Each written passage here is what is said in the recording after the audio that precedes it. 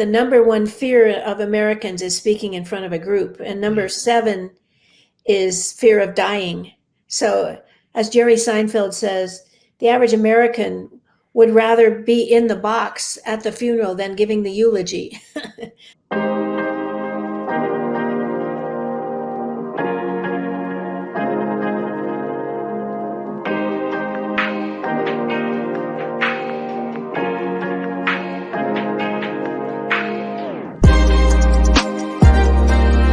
Thank you, Lord. Thank you, Lord, for this vehicle making a difference.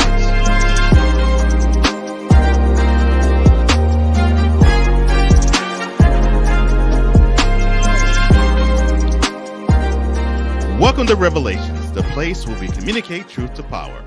I'm Cole Johnson. I'm so glad you're able to join us. Our next guest is an adjunct professor, presenter, and a consultant. She has dedicated her life to being an educator and is concerned about the science of learning. With her audiobooks, Thank God It's Monday, and When They Push Your Button, Don't Let It Ring Your Bell, her brand of style is both humorous and educational. Ladies and gentlemen, the orchestrator of the Fear Free Initiative, public speaker extraordinaire, Sally Ogden. Hi, Cole. It's great to be here. It's great to have you. And this is her revelation.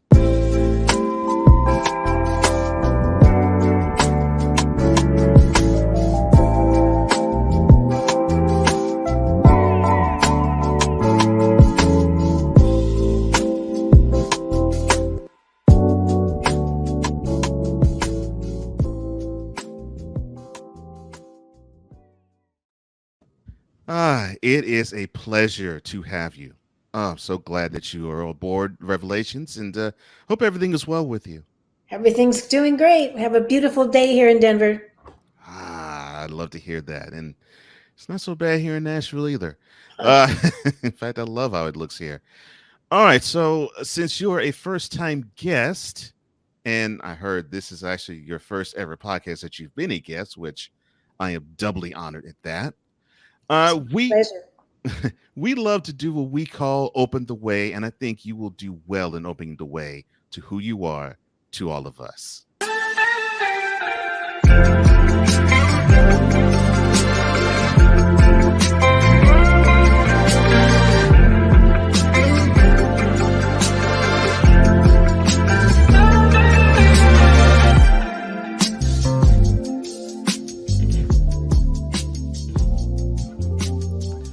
Now, we believe in opening the way. Conversation starts when vulnerability enters the room.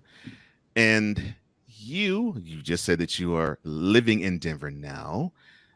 Is that where you've always lived? And if so, good. If not, where? And no matter where, how was it growing up wherever you went, wherever you grew up? I grew up in Denver. In fact, I'm a third generation Colorado native. I had a great childhood. I loved school. I loved college.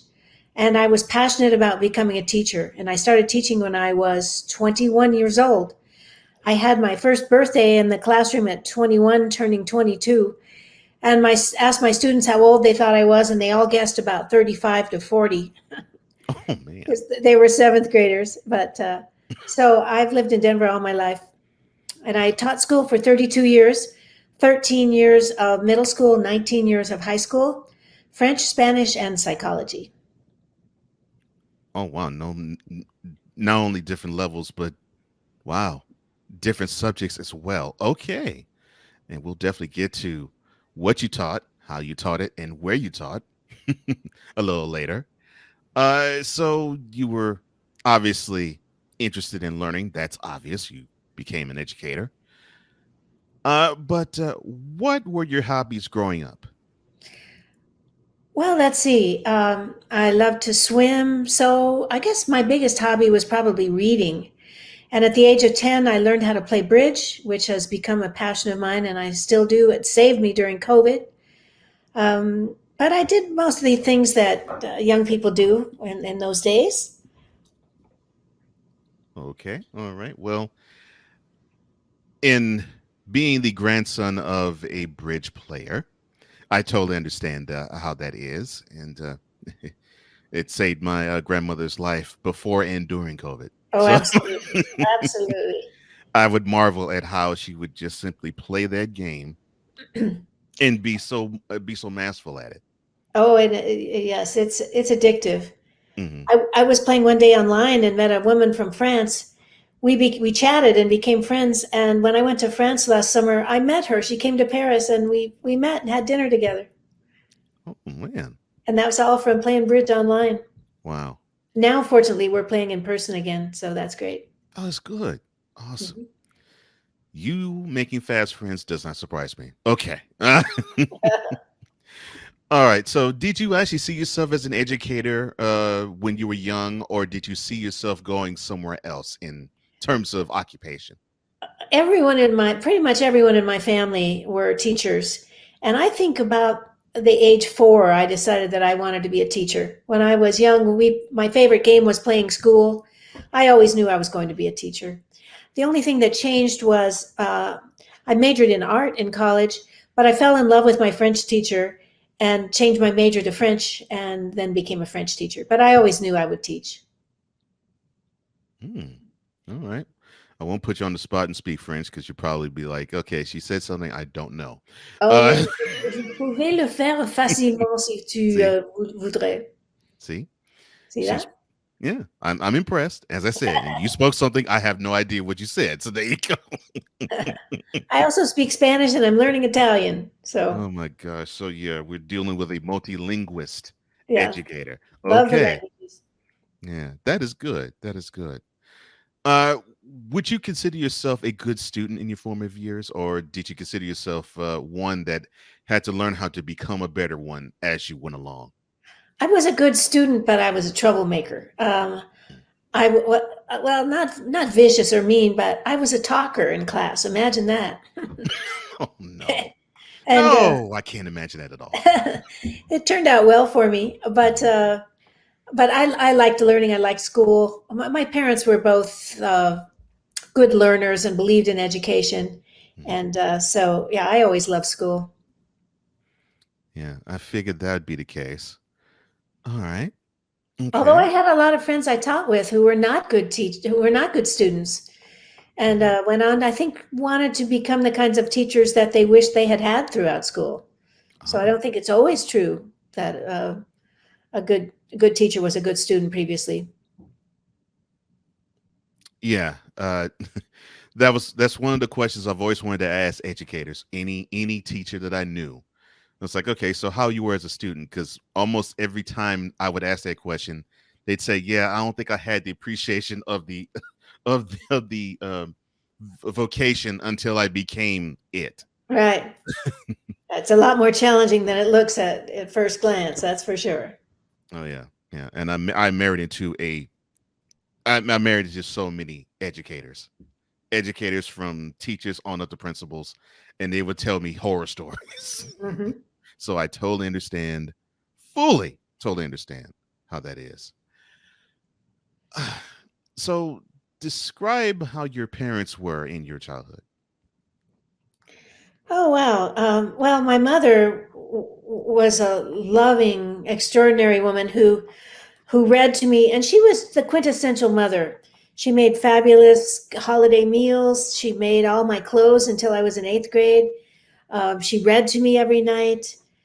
She was just a great, loving mom. My dad was a home builder and something of a workaholic, very skillful in lots and lots of areas. So from him, my brother and sister and I learned a tremendous work ethic. And he had a great sense of humor. And they were married for just a month short of 61 years.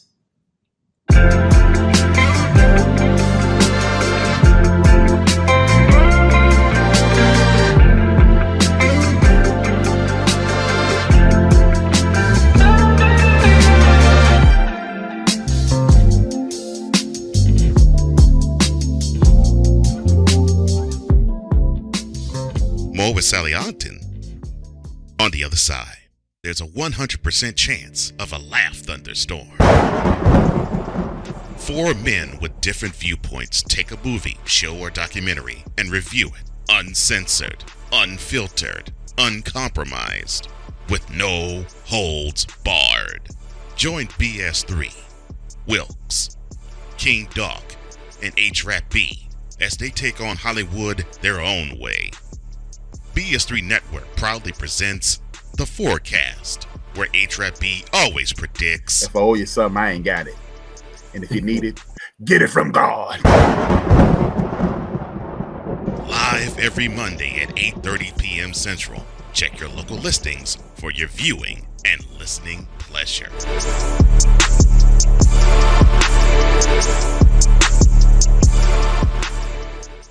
Discouragement, sorrow, distance. Your arguments cause damage to your family. The hurt leads to divorce. You feel like there is nowhere else to turn. But there is hope for you. That's where we come into play.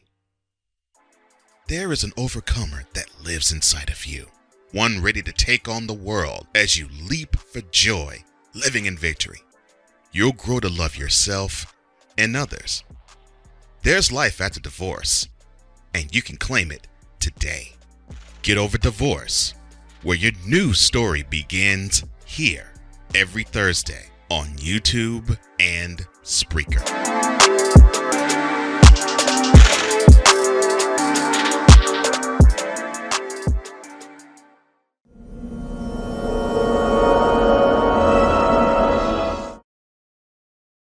Public speaker and career educator Sally Ogden joins me here on Revelation. She has opened the way quite beautifully.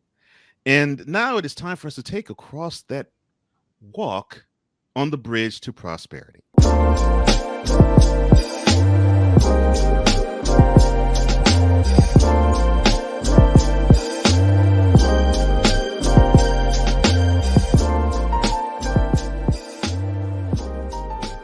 Now, here is where we link childhood lessons to adult application.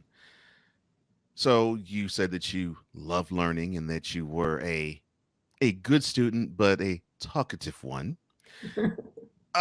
You decided to further your education at Colorado State. Why choose that particular institution? Well, that was a pretty simple choice. My high school boyfriend went to Adams State College, and my dad did not want me following him there. And he thought it would be, he had an idea of where it would be best for me to go. So he told me, honey, you can go to school anywhere in the country where you get accepted. And I will be happy to pay your expenses and tuition at Colorado State University. So that's why I chose Colorado State. It was a simple choice. That sounds real simple. Okay. All right. Did you master in education? And if not, what did you originally master in? I studied, I was originally an art major. And then I changed my major to French. I had a fabulous French teacher named Armand Didier Cadol. And he was my mentor. He was the model for me and my teaching. He personalized the classroom. He really cared about us. And I just loved going to class every day with him. So I changed my major to French, and that's how I decided to teach French. Okay. And he had a nickname for me. He called me Mademoiselle Sourire, which means Miss Smile. And I loved that. Oh. Well, I lost him. I didn't know where he was for many years. And then a couple years ago, I searched for him on Facebook and found him. And I wrote him and told him I was so grateful for his model and what he had taught me. And I signed my name, Sally Northway Ogden. And he responded to me, Chère Mademoiselle Sourire. After 40 years, he remembered my nickname. So that was really moving. Wow. I'm having to touch a class having a guest speak French. Oh my gosh. Okay, so you mentioned that you are a talkative sort. You Yes. jokingly said that you were. Yes. When did you feel as though you had the itch to stand up on stage and speak in front of people? Well, that's a little bit of a story. When I started teaching, I was so passionate about getting kids to speak French. I wanted them to be able to read Sartre and use the subjunctive when they spoke. But I discovered quickly that kids at lunch would come back and put their heads on their desk, and I'd go over and say, "What's wrong?" And they'd say, "Well, all my friends are being mean to me and I'm not invited to the party this weekend." And I'd say, "Well, let's conjugate some verbs. That'll help." And that didn't seem to help. So what I discovered was they were being bullied and they didn't know what to do about it. Well, at that time, I had a wonderful mentor named Jim Fay, and he was the head of a company that's known across the nation, Love and Logic. And I went to him and I said, "Jim, well, how do I get to these kids that are being bullied? How do I help them?" Well, he helped me learn a bunch of strategies to teach the kids on how to respond to bullies and how to think about being bullied so that it didn't damage their self-concepts. Well, it grew and grew. And pretty soon, word got out, and schools were asking me to share what I'd been sharing with my students. And then Love and Logic started to have summer conferences. I started to speak in those about the whole bullying thing, but also about classroom management techniques where teachers honored students and didn't use punishment and shaming. And then it just grew. And I've been now speaking to teachers and educators and parents for over 45 years. Wow. Again, all spawned by French. Yeah. Yeah. Well, you know how one step leads to another. Yeah, that's how it normally works. The largest journey begins with a single step. So. Yep, you're right. You're exactly right. All right. So when you were in college, what was the easiest and what was the hardest subject for you? Well, the easiest was French because I loved it. Mhm. And the hardest was anything having to do with math or science. Anything to do with math. Because it wasn't that I couldn't do them, I just didn't care about it. Right. It wasn't my passion. Yeah. Yeah, you're right. Although the math would help me greatly with my bridge game today. Right. But yeah, that would be me. I loved writing, so English was fine. Having me do calculus, you can forget it. Not so much. No, not so much at all. Not so much. All right. So, did you go to Colorado State for your master's as well? No, I went to the University of Northern Colorado in Greeley, and I got my master's in curriculum and instruction. Okay. So that was a little more concentrated toward the education field. Okay. Right. All right. So, what made you want to major in art? Well, my dad was a fabulous artist, and every Christmas we would get sketch pads and pencils and paints for Christmas, and we had a stimulating art environment in our home.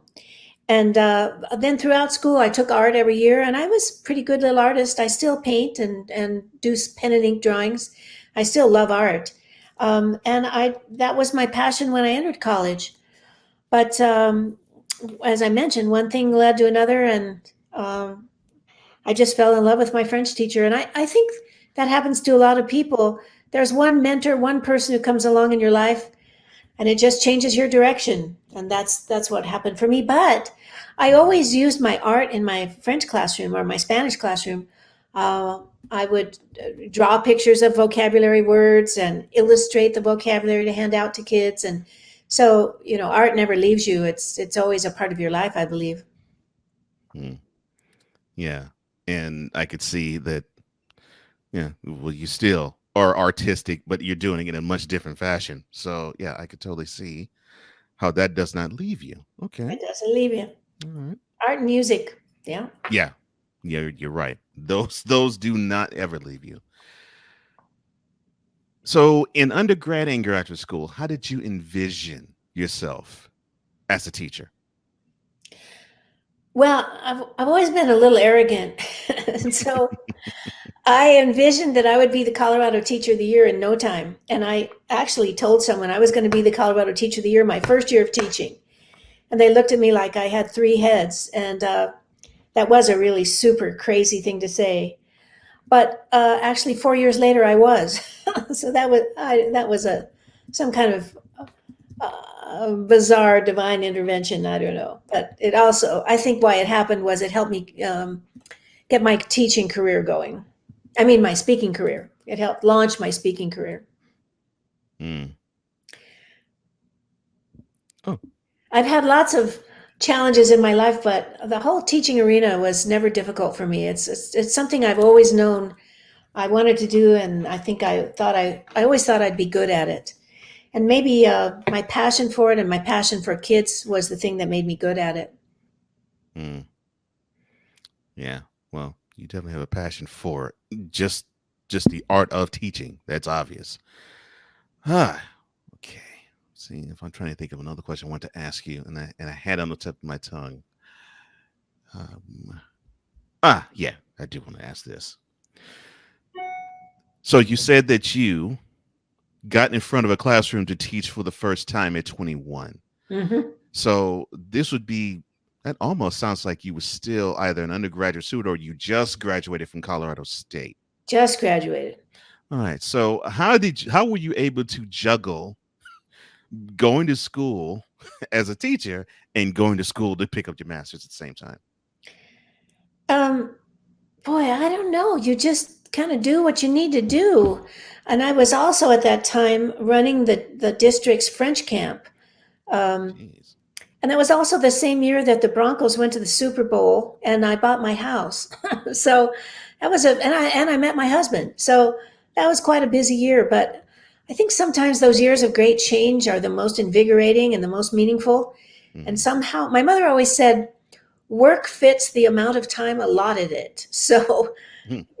you just get done what you have to do.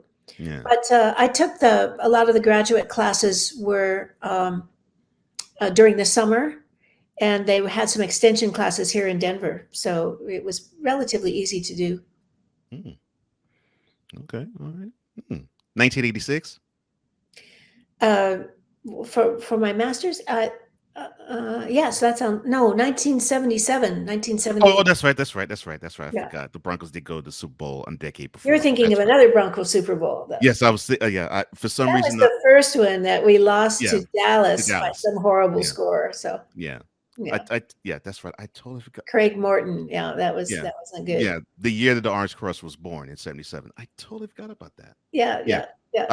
For some reason, I had myself fixated on the drive. I was like, okay, no, that's not it. I cried when they lost, but I've gotten more adult about it now. I only pout for a couple of days.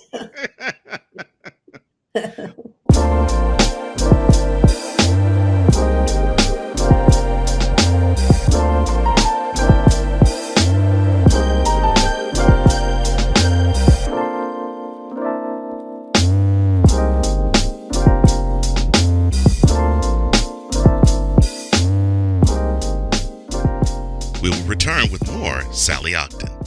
This is Revelations. Alicia. You can't hold somebody to that standard if you haven't voiced what you want and what you're needing from that. Mika. If you're not communicating expectations, you're waiting for your feelings to be hurt. Nicole. Yeah. A lot of people don't want to take the time out to be alone and to get themselves together. Ivan. You got to be willing to work through stuff. And from the jump street, y'all done had problems. Maybe you don't need to be working through those. BS3 Network proudly presents Queen 3 and King podcast. Live every Tuesday at 7 p.m. Central.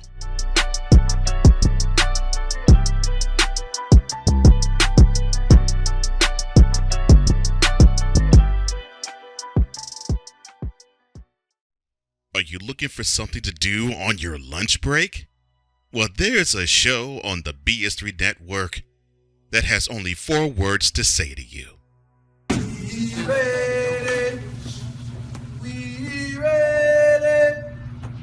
We ready for y'all. We ready. We ready.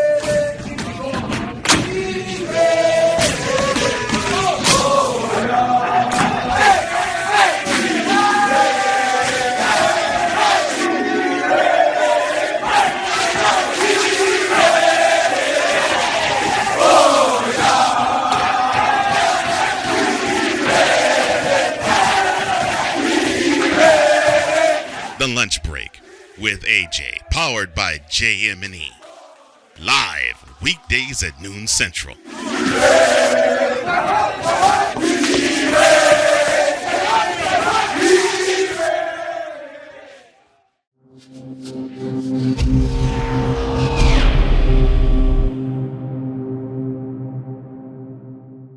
Public speaker and career educator Sally Ogden joining me on Revelations.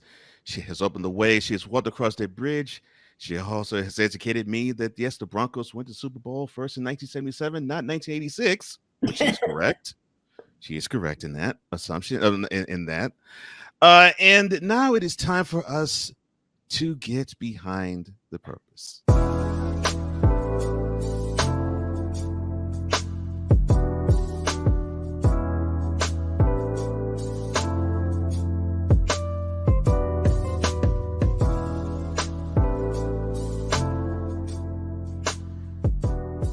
Now, this is the reason why we function the way we do.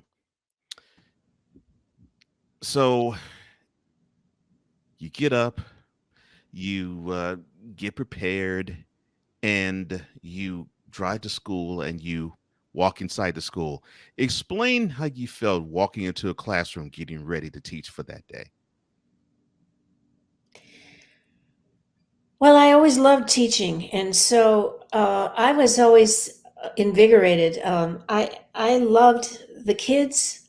I loved everything about it. So I know I had a lot of friends who complained about getting up at 5 a.m, but I never had a problem with that because I was always eager to get to school.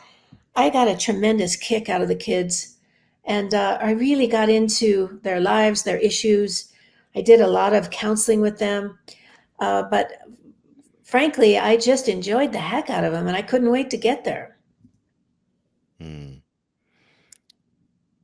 I had a feeling that was the case because when I researched what you were, I said, I think this is a question I have to ask her because I just get the feeling she just enjoyed being a teacher. And I don't mean from the standpoint of I just want to be domineering to people, that you just enjoy the art of trying to open somebody's mind in learning something that they didn't know beforehand.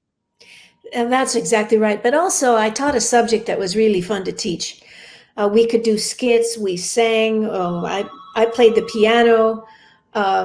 We just had a great time. And, kids, when you honor them and you listen to them and you let them be who they are, there can be a lot of fun.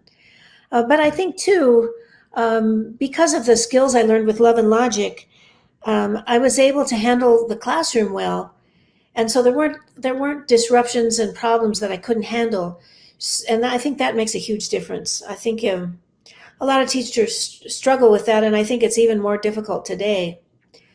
But because I had a relaxed classroom where basically kids behaved, we all had just a lot of fun. It was just great. I loved every minute of it. Yeah. Yeah, I bet you did. And it sounds like you still enjoy it when you retell it. Yeah, I do. That's cool. I love thinking about it. I love thinking about some of the stories. One day in class, somebody said something funny and we all started to laugh. It was near the end of the day. And one of the girls in the class was a snorter when she laughed. And she would laugh and snort. And well, that would make the rest of us laugh. And I think the entire class laughed for like 6 minutes. And I'll never forget that. It was just a great time. Then the bell rang. That is awesome. That is great. That is absolutely great. Don't tell my principal that. We'd already done our work. We were all done. Okay. Your secret is safe with me. All right. So which level of education did you enjoy teaching more? Did you enjoy teaching intermediate more? Or did you enjoy teaching high school more? Or did you enjoy even teaching college more? I loved teaching middle school when I started because I was young and healthy and enthusiastic. But teaching middle school takes a tremendous amount of energy. Every minute has to be planned. But I think I would tell you I loved high school the most. But because the kids, they think for themselves, they're challenging, they're fun, they're interesting, they're witty and delightful. And you can teach more. You can get farther. You know, in middle school, I only taught first and second year French, but in high school, we could really get to some advanced things, and that was really fun. And I love teaching adults, but I have to confess, I loved the classroom more than teaching adults. The kids are just great. They're just fun. I can see that. Hmm. Yeah, I can see that. Yeah, and I can see the opposite. Why people would say, yeah, it's a little easier to. I feel more at ease teaching adults rather than children. I can totally understand that. But Yeah, with your, it's easier. There are fewer interruptions and fewer things you need to deal with, and you don't have to handle EpiPens and all the interruptions and things. It's easier for sure. yeah. But kids are entertaining. They're just fun. So when did your classroom, and I put this in quotes, expand? Because yes, you taught in school, but you also teach on the stage. So when did your classroom turn from being in front of a class to being in front of a captive audience on stage? Well, as I mentioned, when I started figuring out how to help kids with bullying and how to help teachers with classroom management, that's really when it started to expand. And I started to speak at these Love and Logic conferences. And then from those conferences, there would be administrators in the audience. And they would say, you know, my teachers would benefit from this information that Sally has. And so they would invite me to go to their schools. And so I think during the next 40 years, I've been in 35 different states and 2 countries because, well, teachers and parents, then I expanded to parents. They're all clamoring to know how to work with kids better. How can I maintain my good relationship with my child while still setting boundaries? How can I help them learn? And teachers are wanting to know, you know, how do I handle a diversity of students and skills? And so one thing just led to another, and that whole speaking career just grew and grew. And I love that too. It's really fun to make a difference there, and teachers are so grateful to be given skills. A lot of us in college did not get the skills we needed to handle the classroom and specific things to say and do.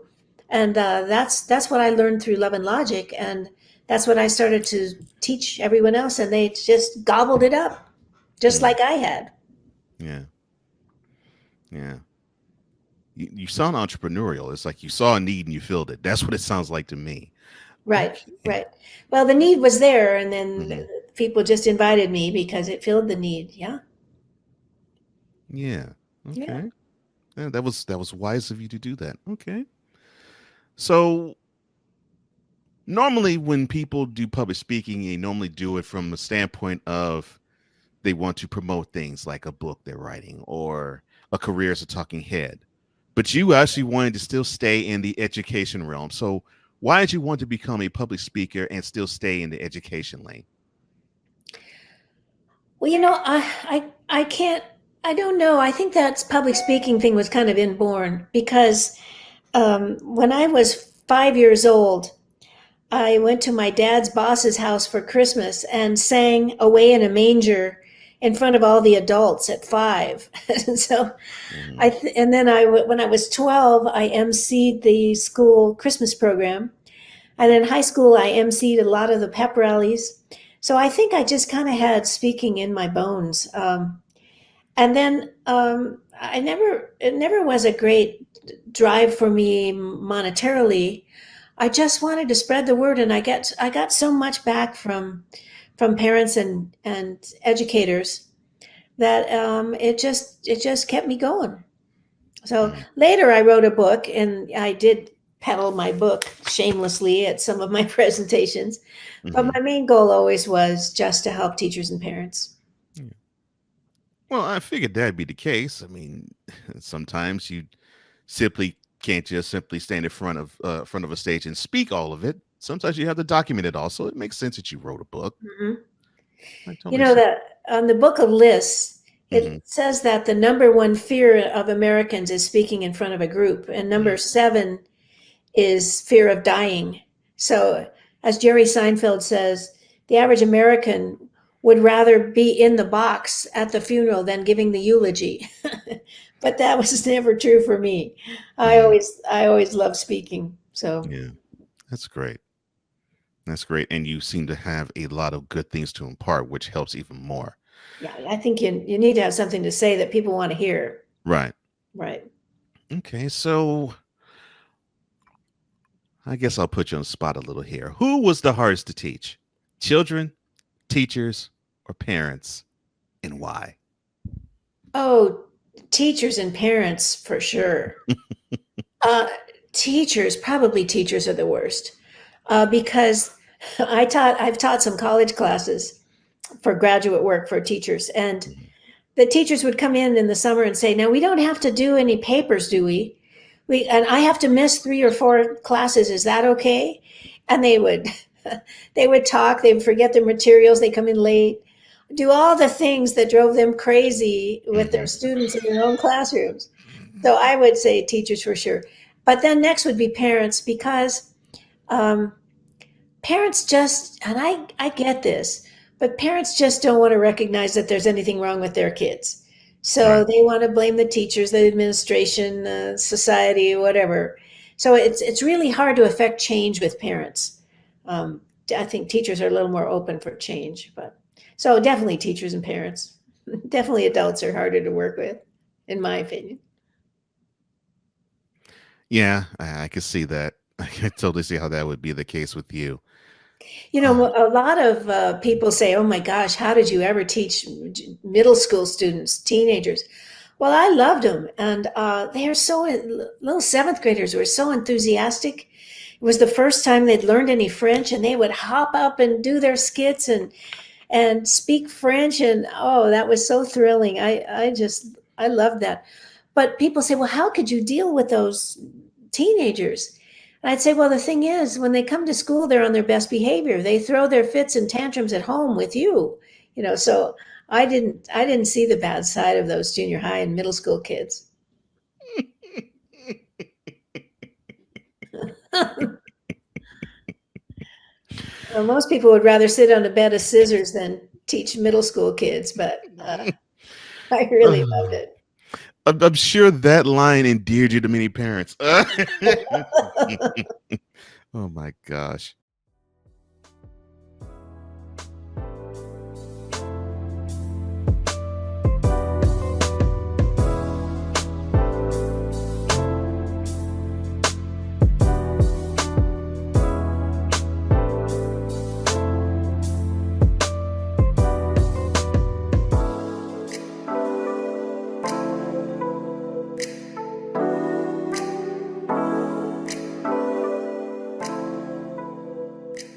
More with Sally Ogden in 2 and 2. This is Revelations.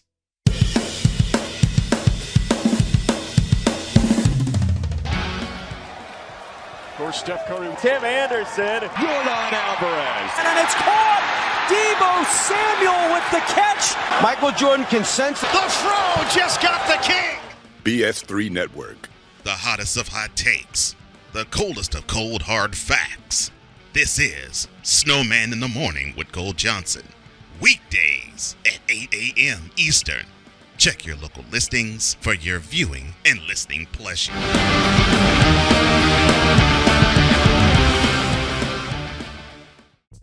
What do you get when you watch or listen to the Life Happens podcast?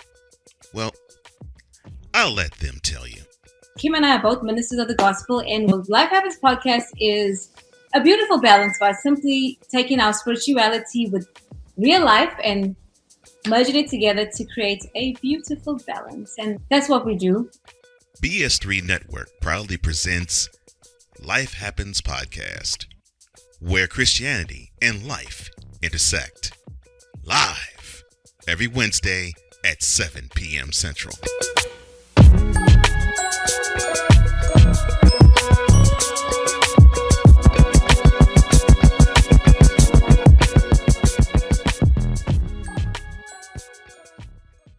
You want to watch these interviews commercial free? Well, now you can. Revelations is on Patreon. Become a patron today.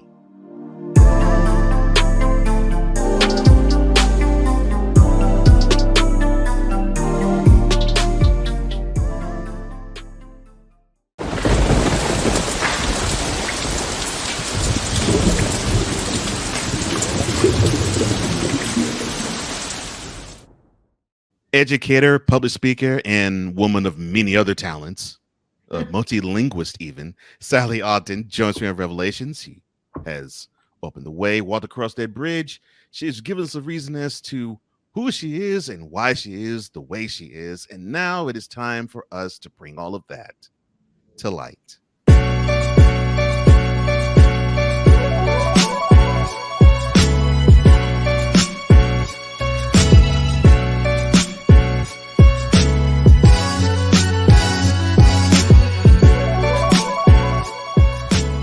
Now, all of us shine in a unique way. And of course, Sally, you are of no different with that statement. All right. What is No Thanks, I Just Had a Banana? And what prompted you to do the audiobook? Well, as I mentioned earlier, I was frustrated by kids not wanting to learn because they had so many issues around friendships that were failing, bullying, that kind of thing. So I developed a program in the classroom where I would teach kids about why bullies behave the way they do and how they can respond. And it was so well received. In fact, anyone I ever presented it to, any student would say, why didn't someone teach us this sooner? And then Columbine happened, the tragedy at Columbine in 1999. And I had friends who said, Sally, you've been presenting this stuff to kids for a long time. You need to write a book and or make a video, get this information out to more people. Because, of course, the Columbine tragedy happened because of bullying of the two perpetrators. Right. And so I'm not passionate about writing, but I had a dear friend, my friend Judy, who said, if you'll just write it, I'll help you edit it. So I sat down and wrote it. And together we got it done and got it published. And I've now sold 30,000 copies. Nice. But then I made the video, No Thanks, I Just Had a Banana. I've made a couple versions at speaking engagements because people said, well, my kid won't read a book, but he would watch a video. So we made the video. And the whole No Thanks, I Just Had a Banana is one of the favorite responses to when a bully accosts you. If someone says you're ugly, you just say, no thanks, I just had a banana. And it's really hard to come back from that. It's a technique called out crazying the crazies. We found out that there's only room for one crazy person in the same place. If there's two, one of them has to go away. So you just say, the Martians stole my dog, or you bark, or you sing a song. And so I would teach this to my students, and they would go out and I'd say, now get out there and get bullied so you can try this. And they would say, no one will put us down now. And it's funny that once you're armed and ready, you send out a different vibe. And so the one that my students liked the best was No Thanks, I Just Had a Banana. So we titled the video, No Thanks, I Just Had a Banana. My book is Words Will Never Hurt Me. So, and it's all full of strategies like out crazy the crazies. Another one is just a negative assertion where you agree. When someone says, wow, you look like you've gained some weight. And you just say, yeah, I think I've put on quite a bit of weight. What are they going to say back? Or if they say, this class is unfair. As a teacher, I heard that a lot. And you just say, I know, isn't it? But I'm trying to prepare you for the real world. And I know the real world is unfair. So thank you for letting me know that I'm on target. And then you usually get a groan and an eye roll, but they go away. And so I found that students and adults loved these. And so it was time to get these tools out to people where they could use them. From No Thanks, I Just Had a Banana, which I do love the title of that. You also address classroom climate, and you do so with a segment titled Thank God It's Monday. So why do you feel disruptions and interruptions take place in the classroom? Wow, that's a great question. What I discovered early on was that everybody, I think, in the world, timelessly and universally, everybody wants two things. They want to be loved and they want to be successful. And so when you see children who are not acting in a way that's going to leave them as being loved or successful, you got to ask, well, what's going on? And so what I discovered was that normally under that behavior was the fear of being inadequate or being rejected. So a student, for example, who is not very good at French will misbehave, will try to get kicked out, will make excuses, that kind of thing. And underneath that usually is the fear that they can't do it, but they really would like to do it. I think everybody wants to be loved and successful. So one of the ways to help kids with that fear is to build great relationships with them. And so I started early on figuring out, how do I improve my relationship with this child so he doesn't give up? Because I believe if you stay with things, you'll eventually get it. So I learned from my college French teacher, and I started assigning nicknames to kids, and they loved that. And I used eye contact, touch, and smiles, shook hands with kids as they came in the classroom, looked them right in the eye, smiled at them. Another way to retain great relationships is to eat together, play together, do community service together, show interest in their lives. And I started to discover that all of these things really transformed the classroom and not only got rid of the discipline problems, because kids don't like to cause problems for the people that they love, but also the achievement went up. That kids who feel valued, they want to try harder. They want to learn more. Mm-hmm. So that's where, thank God it's Monday, because so many kids would come into school and say, oh my gosh, it's Monday. And I thought, if you live to be 70 and you hate all your Mondays, that's 10 years of your life you're throwing away. So I started a thing called the Monday chant. Mm-hmm. And every Monday we do, today is Monday and I'm glad, because every Monday I'm no longer sad. I've learned if I live to be old or fossilized, I'll have more joy if my Mondays are energized. And it was really dorky and nerdy and kind of foolish, but the kids got into it and we did it every Monday. But the idea was, hey, I'm not going to throw my life away being miserable on Mondays. And I wanted to get the idea out to teachers too. You don't have to get up in the morning and go, oh no, it's Monday, if you have some of the skills to make your teaching a pleasure. Fossilized, Sally, fossilized. Fossilized, yeah. If I lived to be. So one Monday I forgot to do it. One of the girl raised her hand. She said, aren't we going to do that dorky Monday song? And so the kids got into it too. We also had a Friday routine, which was kind of fun too, but that was a little different. So when they push your button, don't let it ring your bell is geared toward parents and bullying. And to students and bullying. And that's the same thing as words will never hurt me and no thanks, I just had a banana. The idea is when someone says something nasty to you, they want to fire you up. They want to ring your bell. Mm-hmm. So the whole idea is, how do you respond to that without letting it ring your bell? So again, that's the out crazy, the crazies, the negative responses, tell me more, iMessages, that's just the same notion. One's a video and one's an audio, but it's all the same kind of information on how to diffuse the power of bullies by, first of all, thinking about it, by understanding that if someone's saying something nasty to you, it's really coming from a place of pain in them. Right. And, we know that, but we forget it. People say something nasty to us and we let it hurt us. Well, we got to remember, use a mirror and reflect it back to the other person. Hey, something isn't going on well with them right now. And once we do that, then it's easy to respond with something that's witty or clever or neutral, like, well, thanks for telling me, or I'll remember that, or bark, or, whatever. So that's the whole idea of don't let it push your bell. Don't let it ring your bell. All right. Okay. Well, how important is the role of a parent when it comes to education?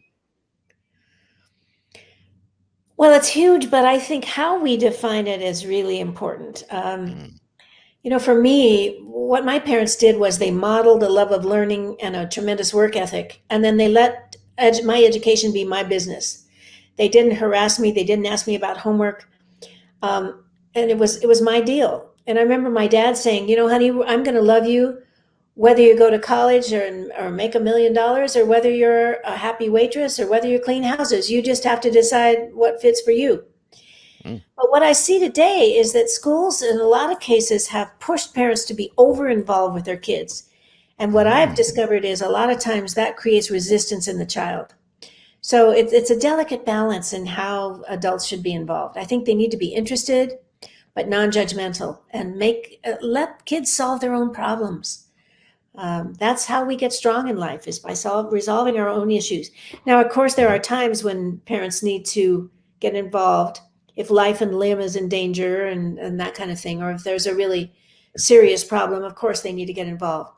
But let kids solve their own problems. Let them learn on their own.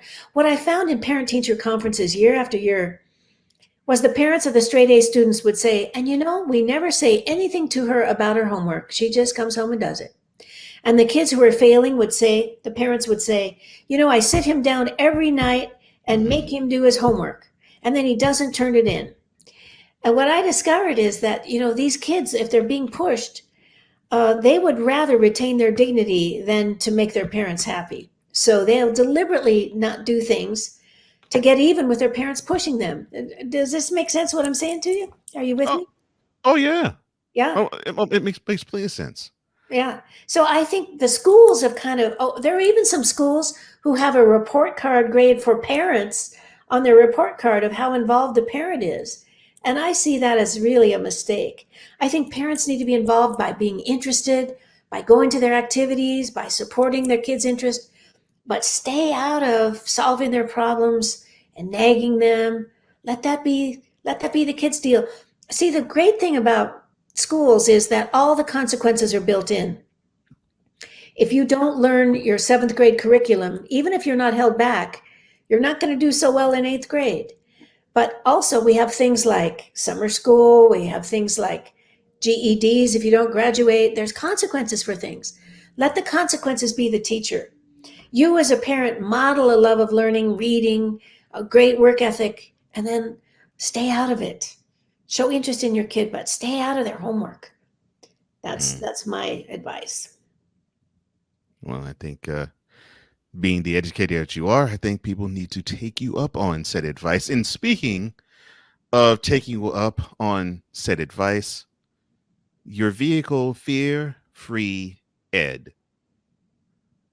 How'd you come up with it? Why did you create it? And what is the overall mission of it? Oh, wow. That's just a great question. Well, when I started teaching, I was a heavy drinker. And I mentioned I was getting into power struggles with students, and I didn't have the skills to handle the classroom. So I went to a counselor, and I talked to her. And in fact, the year that I was Teacher of the Year, I went to my favorite bar, and I told everybody, hey, turn on the TV. I'm the Colorado Teacher of the Year. And the bartender turned to me and he said, wow, you drink so much. I didn't even know you had a job.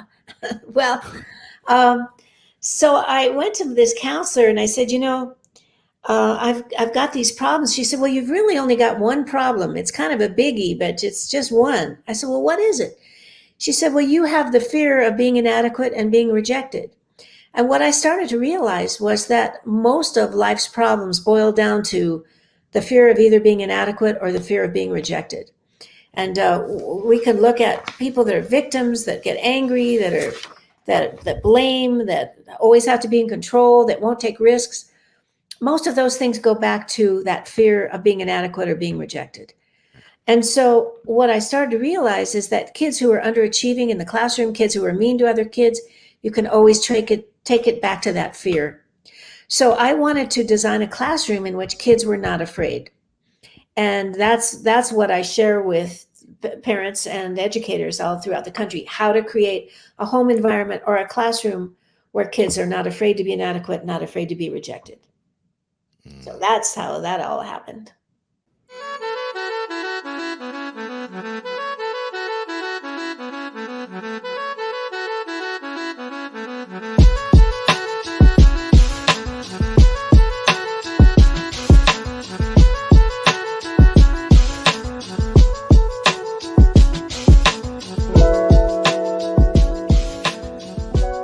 Educator, public speaker, multilinguist, and a person who is an educator but does not like to write. Sally Ogden joins me on Revelations. And now it is time in the program to go plug TUNIN. And this is where we allow the guest to promote anything to his or her heart's desire. Of course, it's a she in this case. And so, Sally, I will now cede the floor to you. Whatever it is in your heart, go ahead and plug away. The floor is yours. Oh, wow, what a nice opportunity. Well, I would love to plug my book, which is Words Will Never Hurt Me, and it's available on Amazon. If you click on the Kindle icon, it will take you to the paperback version. Don't let them say it's not available, because it is. And then I am available to speak to schools and parents. And in order to set that up, you might check my website, fearfreeed.com. I would love to come, and I will bring free books and free materials. I just want to be back out making a difference and helping people. Again, it's fearfree, FEARFREE, ed.com. So there's 3 E's in a row. So I'd love to come and talk to parent groups or educators. And I thank you so much for letting me shamelessly promote my stuff. Thank you. Oh, that is not a problem. Not a problem at all. Public speaker, multilinguist, career educator, wonderful human being. Sally Ogden, join me on Revelations. Thank you so much. Thank you so much. It was truly my pleasure.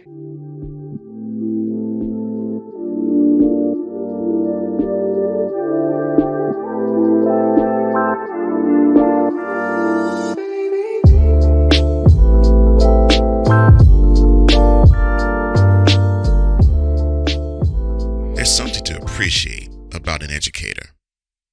He or she is invested in passing on knowledge to other people. When those people are children, it takes on a meaning all its own. Tackling something that is as traditional as a person's rite of passage is also something to be commended. Bullying is something we've all witnessed. No matter when, we've all been bullied at some point in our lives. Having the tools to combat them, and it doesn't involve fighting, is surely a blessing. The Bible says, "Drive out a scoffer, and strife will go out, and quarreling and abuse will cease." When an educator connects with his or her students, that's where the magic begins. Having him or her connect with something that plagues many people in their youth makes the magic memorable. For this educator, speaking to a situation until it's calm is a gift that will surely keep on giving.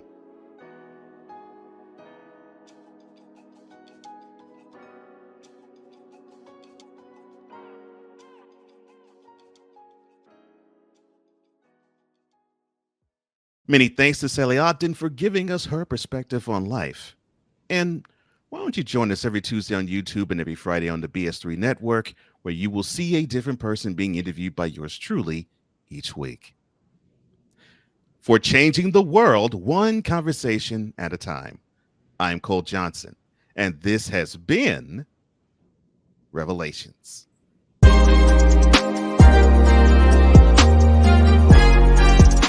Thank you for tuning into Revelations.